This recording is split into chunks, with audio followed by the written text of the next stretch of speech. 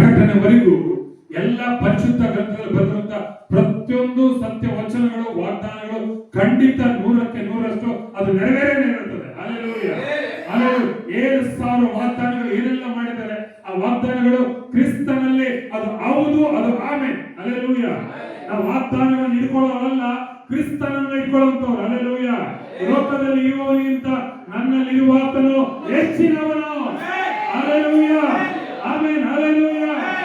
ಎಲ್ಲ ವಾಗ್ದಾನಗಳು ಯೇಸು ಕ್ರಿಸ್ತನಲ್ಲಿ ಖಂಡಿತ ಅದು ನೆರವೇರ್ತದೆ. Hallelujah, hallelujah.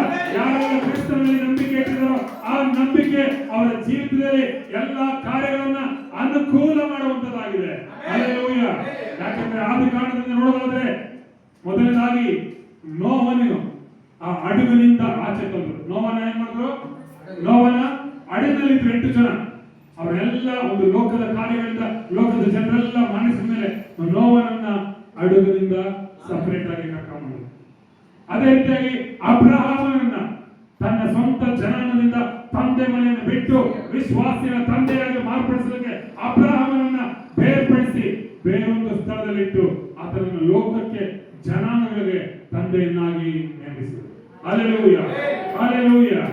ಮೋಶೆ ಎಲ್ಲೋ ದಿಕ್ಕಿರದಂತ ಅನಾಥ ಸ್ಥಿತಿಯಲ್ಲಿದ್ದಂತ ನದಿ ನೀರಿನಲ್ಲಿ ಹೋಗುತ್ತಿದ್ದ ಮಗು ರಾಜನ ಸ್ಥಾನದಲ್ಲಿ ಬೆಳೆದು ಇಸ್ರಾಯೇಲನ್ನ ಅಷ್ಟು 20 ಲಕ್ಷ ಜನರನ್ನ ನಡೆಸೋದಕ್ಕೆ ಬಲ ಕೊಟ್ಟಿದ್ದು ಆ ಪ್ರಾರ್ಥನೆಯ ಶಕ್ತಿ ಮೋಶೆಯನ್ನು ಕೂಡ ಬಿಡುಗಡೆ ಮಾಡಿತು. Hallelujah, hallelujah. ನಂತರ ನೋಡೋದಾದ್ರೆ ದಾವೀದನನ್ನ ಕುರಿ ಕಾಯುವಂತ ದಾವೀದನು ಕೆಳಮಟ್ಟದ ಸ್ಥಳದಲ್ಲಿದ್ದಂತ ತುಂಬಾ ತಿರಸ್ಕರಿಸಲ್ಪಟ್ಟು ಅವಮಾನದಲ್ಲಿದ್ದಂತ ದಾವೀದನನ್ನ ಸಿಂಹಾಸನ ತೆಗೆದುಕೊಂಡು ಬಂದಿದ್ದು ಅದೇ ಪ್ರಾರ್ಥನೆಯ ಶಕ್ತಿ, ಅದೇ ದೇವರ ಸತ್ಯವಾದ ದೇವರ ಶಕ್ತಿ. ಹಲ್ಲೆಲೂಯಾ.